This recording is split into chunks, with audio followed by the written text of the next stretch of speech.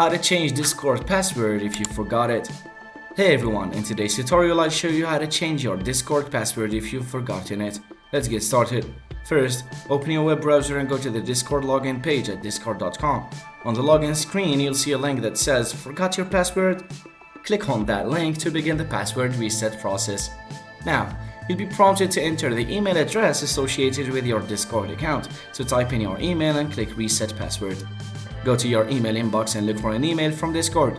It may take a few minutes to arrive, so be patient. If you don't see it, check your spam or junk folder. Once you find the email, open it and click on Reset Your Password link. This will take you to a new page where you can create a new password and then confirm it. Then click on Change Password for the change to be done.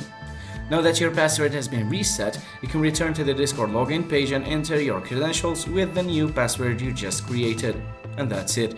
You've successfully changed your Discord password. So if you found this tutorial helpful, please give it a thumbs up and subscribe for more tech tips. Thanks for watching.